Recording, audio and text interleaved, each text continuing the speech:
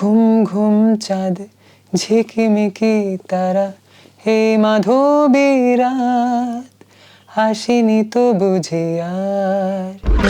আমি যে জলসা ঘরে বেলোয়ারি ঝাড়, আমি যে জলসা ঘরে।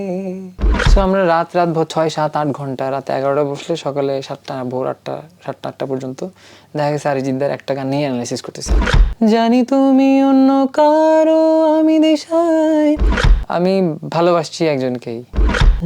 মেঘলা দিন তোমাকে ভেবে কেটে যায় রঙিন, ফেলে আসা ভালোবাসা মলিন।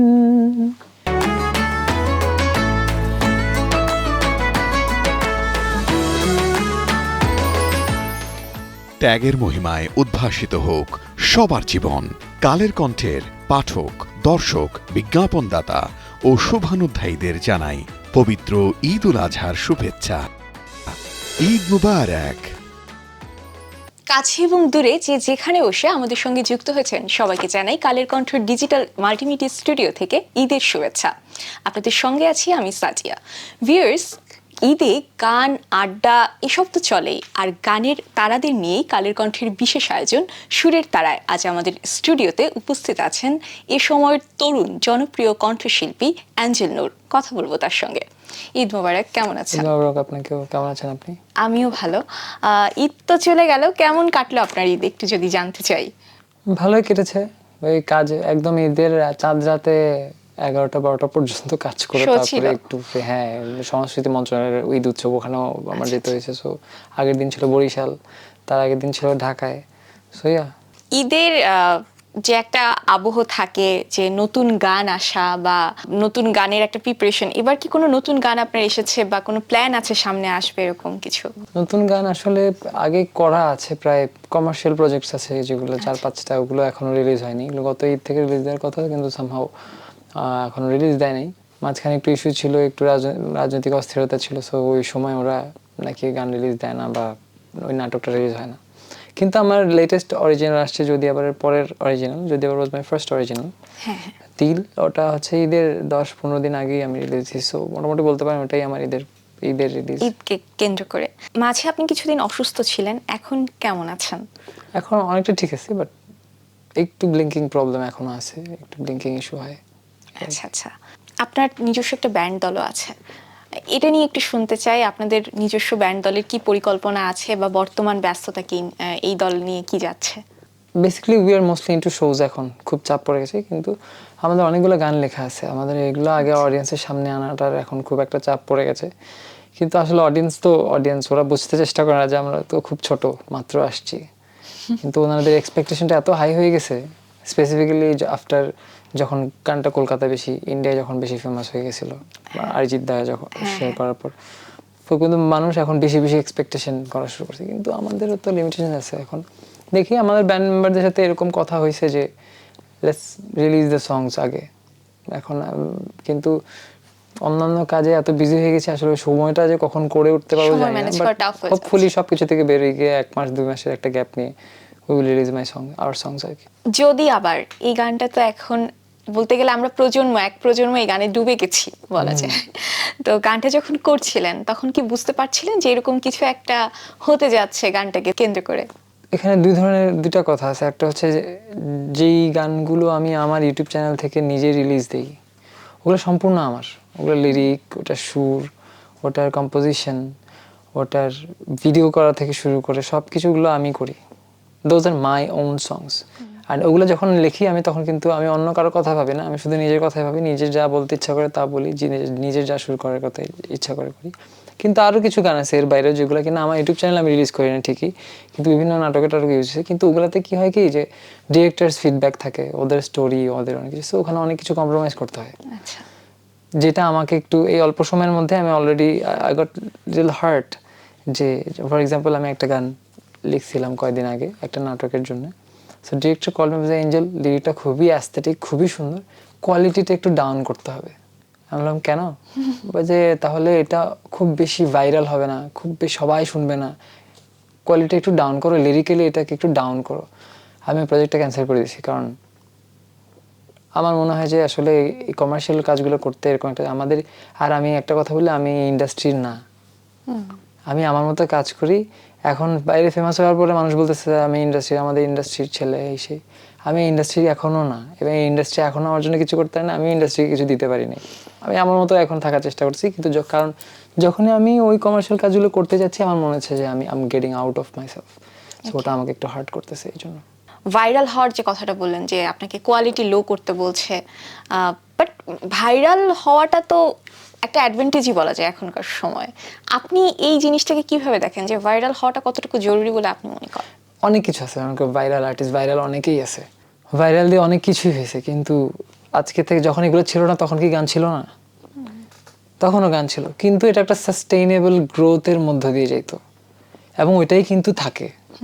If you wanna be a star, স্টারের কথা বলেন, আপনি যদি রিয়েলি একজন আর্টিস্ট হতে চান, আপনার ভাইরাল টার এগুলো কিছু যায় আসে না, এগুলো আসলে কিছু যায় আসে না। ফর এক্সাম্পল, আমার গান আমি রিলিজ দিছি 2024 জানুয়ারিতে, এখন 2025। সো প্রথম 1 বছর কিন্তু গানটা কয়জন শুনছে আমি জানি না, 5 লাখ 6 লাখ, হ্যাঁ অনেক বেশি শুনছে কম্পারেটিভলি, কিন্তু এখন যেভাবে শুনতে সেভাবে শুনে নাই। কিন্তু অরিজিৎ দা যখন এটা অ্যাপ্রিশিয়েট করে ফেলছে, তখন পুরো ইন্ডিয়া বাংলাদেশে একদম কেন এর আগে কি গানটা ভালো ছিল না?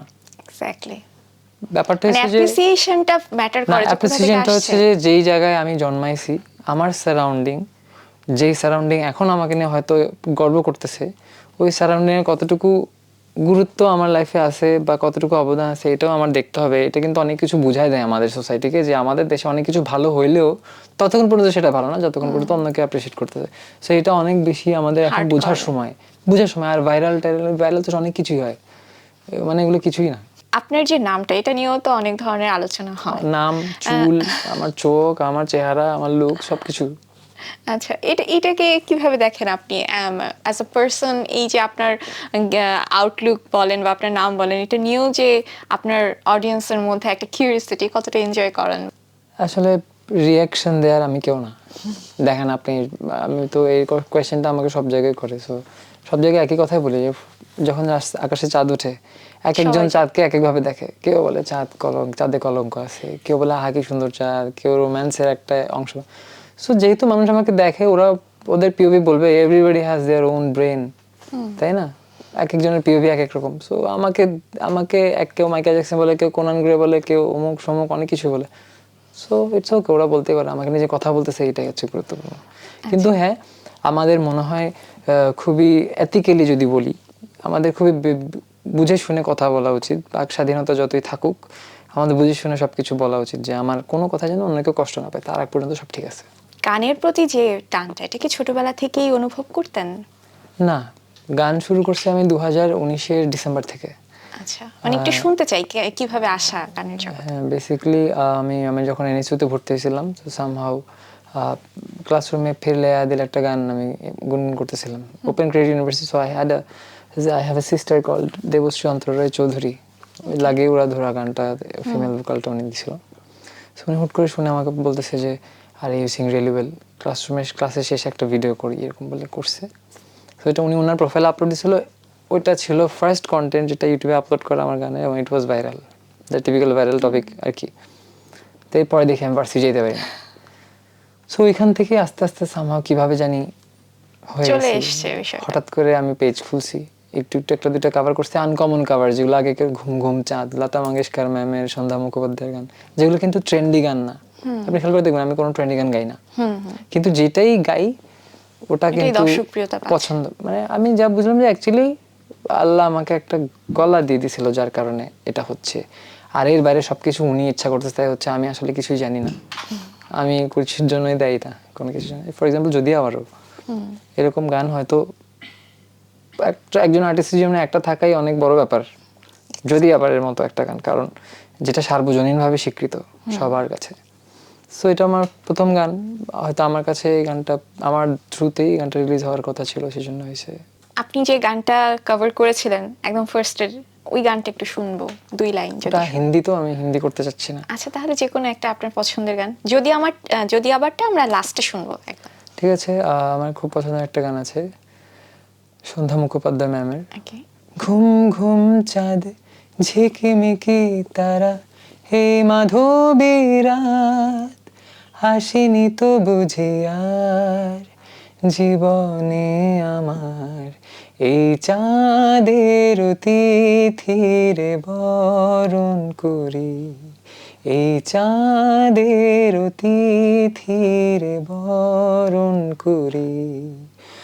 ওগো মায়া ভরা চাঁদার, ওগো মায়া বিনি রাত, ওগো মায়া ভরা চাঁদার, ওগো মায়া বিনি রাত। ঘুম ঘুম চাঁদ ঝিকিমিকি তারা, এই মাধবী রাত আসেনি তো বুঝি আর জীবনে আমার। Thank you. বাহ, গ্রামাটিক্যালি গান তো শেখা হয়নি, বা না। যেটা বলা হয় যে সাধনা করে করে এই জায়গাটা তো আসা হয়নি। তো এই জায়গা থেকে যখন অন্যরা বলে যে কি জানে, আমরা তো গান শিখে আসছি, ও তো গান শিখে আসেনি, এই বিষয়টাকে আপনি কিভাবে দেখেন? লাকিলি আমার সামনে বলে না এরকম। একবার এরকম বলছিল যে হ্যাঁ আমি 18 বছর ধরে গান শিখি, ওই যে ওই ঘটনাটার পরে। তো ক্লাবে, ভার্সিটিতে আমাদের একটা ক্লাব আছে, নর্থ সাউথ ইউনিভার্সিটি সাংস্কৃতিক সংগঠন। সো আমি ওই ক্লাবটার মডারেটর ছিলাম, আচ্ছা, মিউজিকের মডারেটর ছিলাম, যদি আমি মিউজিকে কিছু শিখিনি। সো অনেকে ছিল যারা আমার সমসাময়িক, যে আমি 18 বছর ধরে গান করছি, হ্যাঁ আমার গানে অ্যাপ্রিসিয়েট করি। এখন অ্যাপ্রিসিয়েশন গান আমার কাছে শুধুমাত্র অনুভূতি প্রকাশ করার একটা পথ, যেটা কিনা স্বাভাবিক কোনো কথায় বলা যায় না।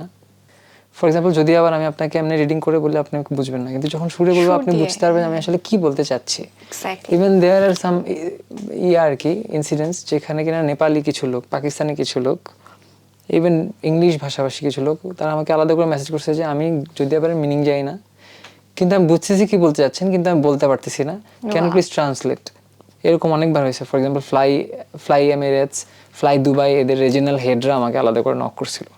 বাহ, একজন নেপালি, বিনোদ আব্রাহাম, আর একজন হচ্ছে ইন্ডিয়ান।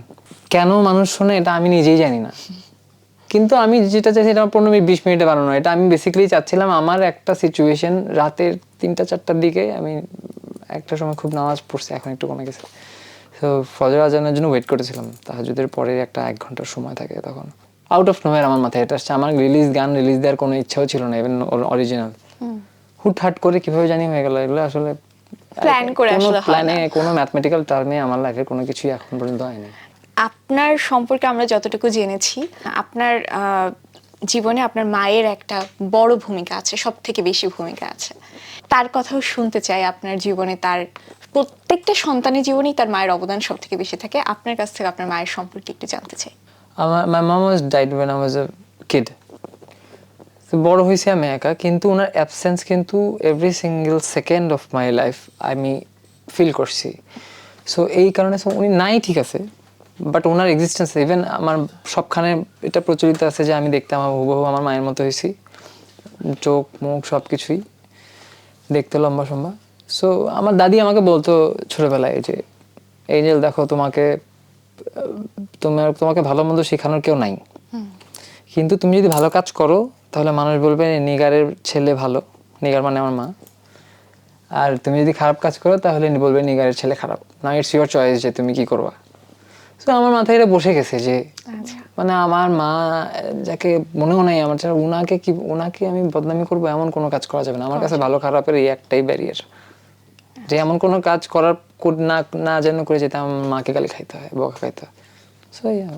আপনার বেড়ে ওঠা চট্টগ্রামে, তো এখন যখন নিজের এলাকায় যাওয়া হয় কিনা আমি ঠিক জানি না, বাট যখন যান চিটাগাঙে নিজের এলাকায়, হাউ ইজ দ্য রিয়াকশন? ওখানকার মানুষের রিয়াকশন কি আপনাকে নিয়ে? খুব একটা ডিফারেন্স না, কারণ হচ্ছে কি আমি যখন চিটাগাঙে ছিলাম আমি খুব ঘরকোনা ছিলাম। আমি ভার্সিটি ওঠার আগ পর্যন্ত আই ওয়াজ ইন চিটাগাং, আমি 19 ইয়ার্স ওল্ড। আমার চিটাগাঙে তেমন একটা ফ্রেন্ডও নাই। সো আমাকে নিয়ে যে কেউ কিছু অন্যভাবে দেখবে এমনও কোনো চান্স নাই, কারণ হচ্ছে কি আমি খুব ঘরকোনা, অনেক ইন্ট্রোভার্ট। কিন্তু ঢাকায় এসে I have change myself a lot. আমি এখনো কথা অনেক কম বলতে পারি, কিন্তু যখন বলি একটু বেশি বেশি কঠিন কঠিন কথা বলে আমার ফ্রেন্ডরা প্যারা খেয়ে যায় যে হ্যাঁ মানে কেন তুই সবসময় এমন করে, কি করবো আমি এমনই, আমি বোরিং। তো চিটাগাঙে গেলে হ্যাঁ চিনি না যাই না অনেক মানুষ, দে লাভ মি, এটা আসলে সব জায়গায় আমার একই রকম ফিলিংস। সো চিটাগাঙের জন্য আলাদা করে বুঝায় না, কারণ ওখানে আমি কিছু করি নাই কখনো। ওখানে থাকতে আমি জানতাম না যে আমি সিঙ্গার, ওখানে থাকতে আমার তেমন কোনো পরিচিত মানুষজন ছিল না। সো খুব একটা আলাদা করে আমি বাংলাদেশের কেন কোনো পৃথিবীর কোনো জায়গাকে দেখি না।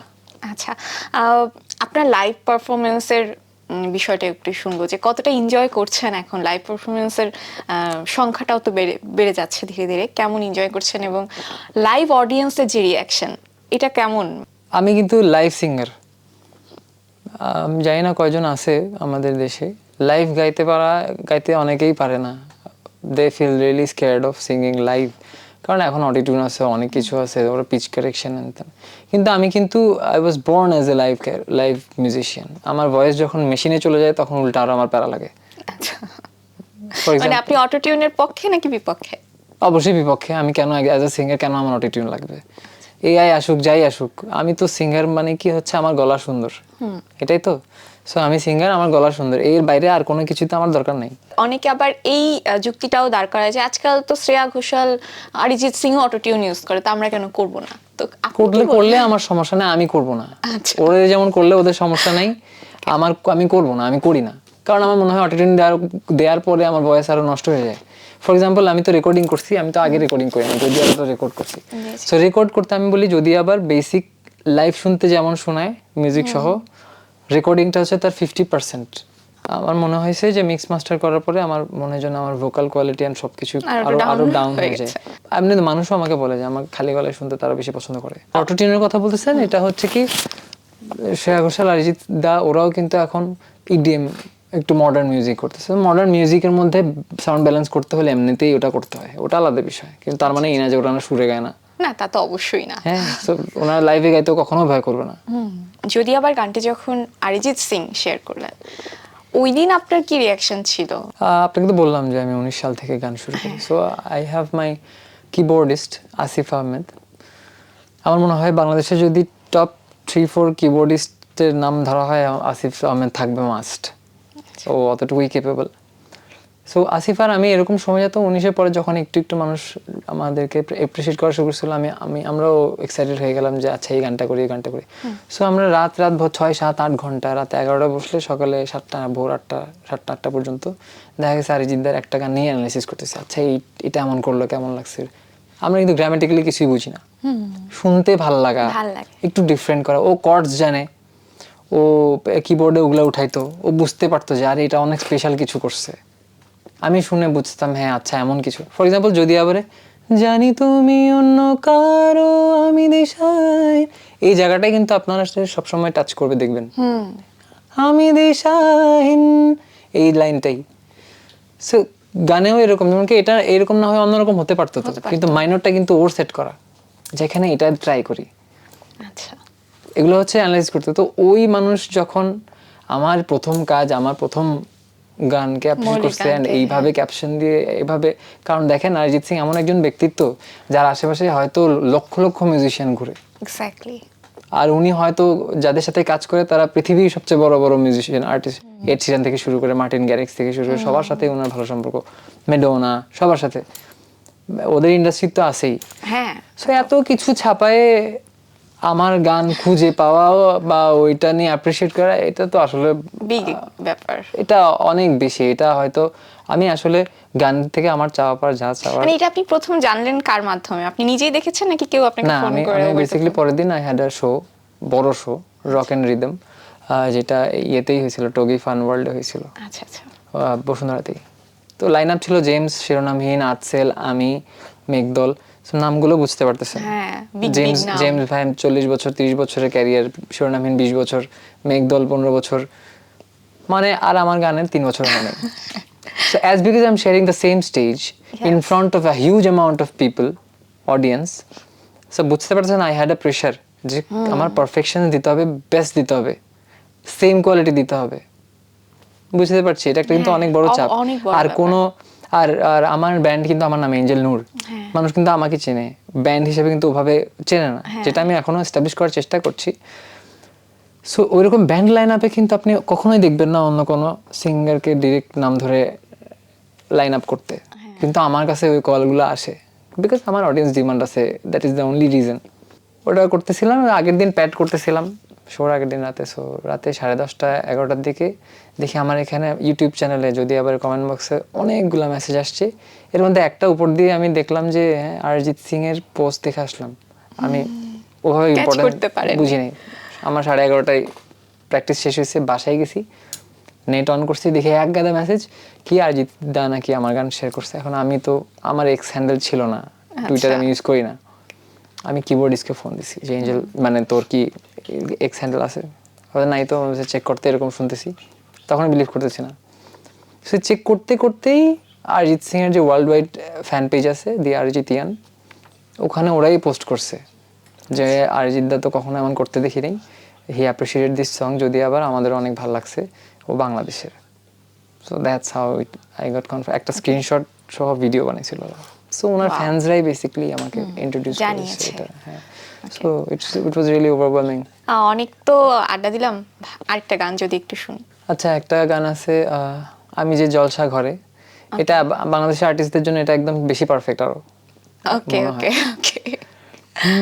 আমি যে জলসা ঘরে বেলোয়ারি ঝাড়, আমি যে জলসা ঘরে নিশি ফুরালে কেহ চায় না আমায়, জানি গোয়ার নিশি ফুরালে কেহ চায় না আমায়, জানি গোয়ার আমি যে জলসা ঘরে বেলোয়ারি ঝাড়, আমি যে জলসা ঘরে।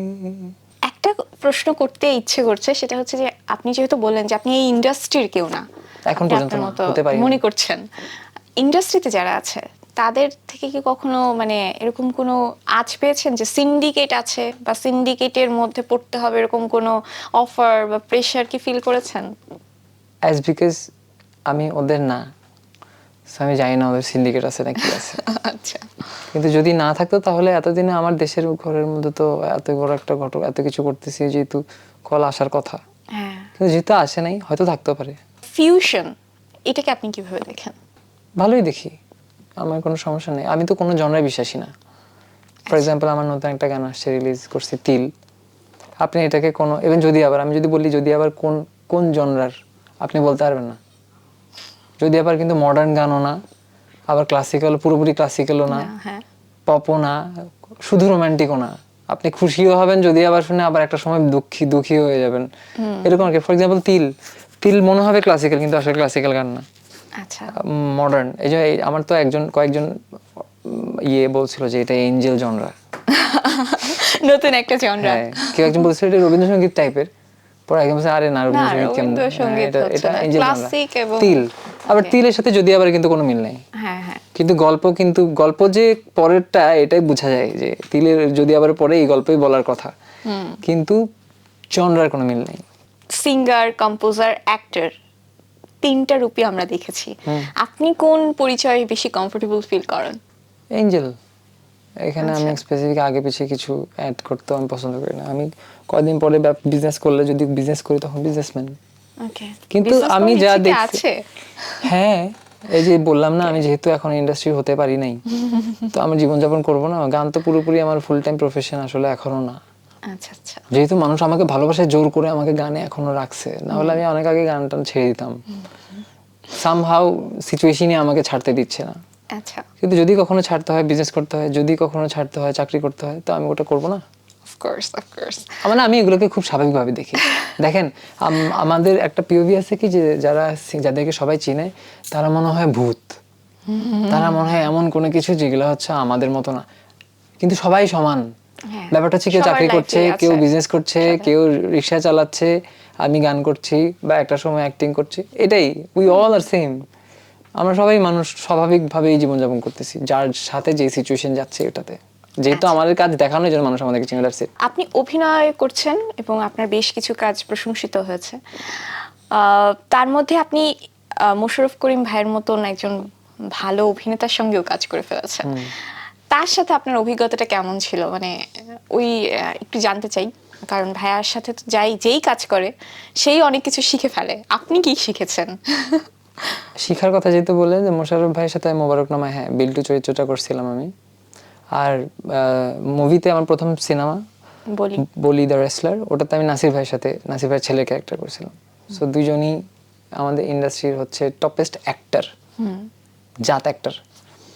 সো ওদের সাথে এত ক্লোজলি স্ক্রিন শেয়ার করা মানে হচ্ছে যে আমি যদি একটুখানিও ভুল এক্সপ্রেশন দেই তাহলে কিন্তু ওনাদের অ্যাক্টিং কম্প্যারেটিভলি কমে যাবে।